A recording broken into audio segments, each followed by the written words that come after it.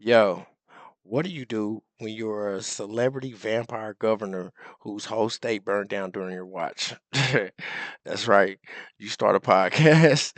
That's right. You guessed it. You start a podcast. So I'm thinking Gavin Newsom was probably watching one of the Marcus Russell episodes, one of my episodes about how him and Mayor Bass are, such failures and they let America down. And he was thinking, I could probably do that way better than that guy. And that's okay to think, Gavin, because we've been thinking the same thing about you. And who are we? We're Americans. My name is Marcus Russell. This is the Marcus Russell Show. Yo, Gavin Newsom is starting a podcast to save California.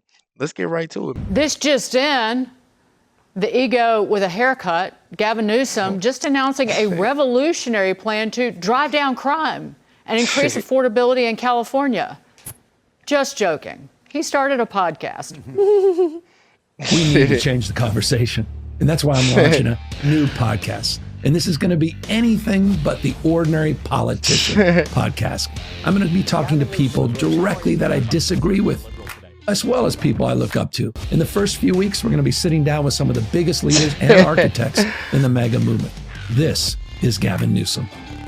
What? Don't you have a job to do? Instead of sitting, you should be getting off your can and working. But Newsom does have a plan. It's to pass the buck on California's homeless crisis by threatening to withhold funding from cities that don't crack down, even though the state of California has spent $24 billion on homelessness since 2019 with essentially nothing to show for it.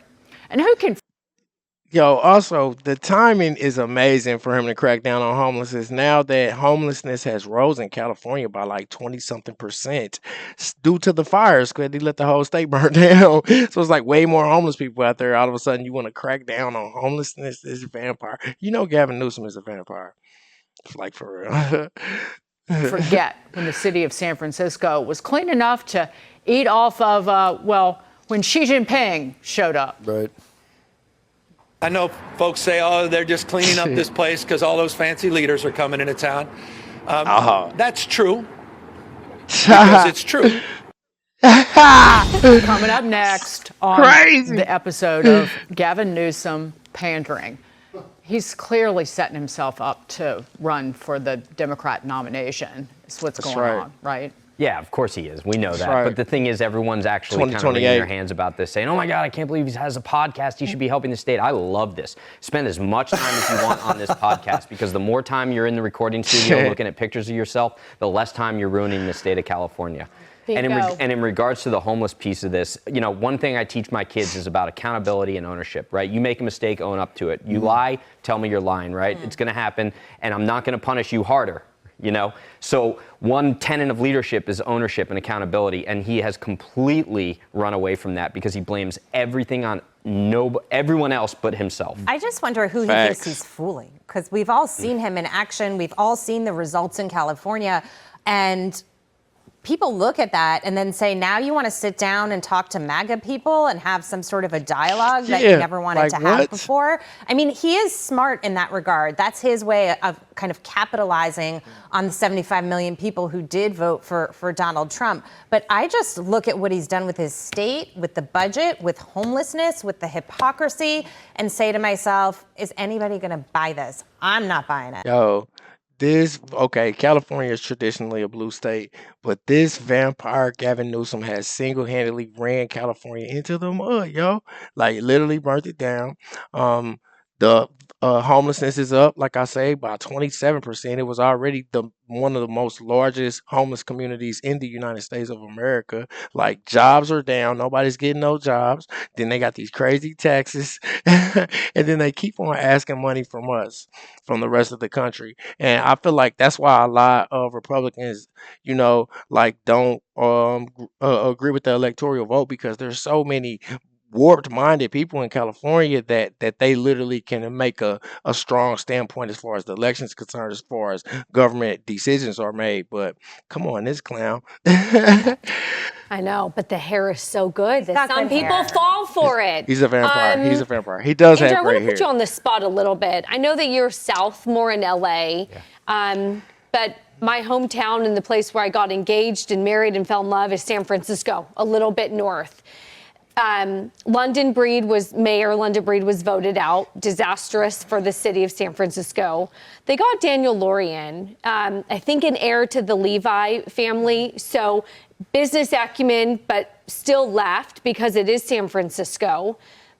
Is there hope for maybe LA, maybe San Francisco, that they have right-sized? The mayor of San Francisco, who I mentioned, thinking about doing his own sort of Doge, rethinking wants people to come back to work. I mean, you've had all of those sort of big tech firms pull out of downtown where they used to be right on Market Street. Right. Do you have hope that it is shifting enough? I have hope over the next 100 years. Oh, no. Right? Okay. I'm not going to live that long. But before San Francisco comes back and before Los Angeles fixes itself, you're actually going to see people invest in other areas, and they're going to become the new San Francisco, the new Los Angeles. And then ultimately they're going to say, you know what, why don't we give this one a shot? Let's regentrify this like 50 years down the road. Because people still don't recognize what they've done. Can I give Newsom like 2 ounces of credit here? No. I'm going to give him 2 ounces of credit right now. The Democrats have nobody on their bench, okay? They have nobody, and he knows this, which is why he's doing it.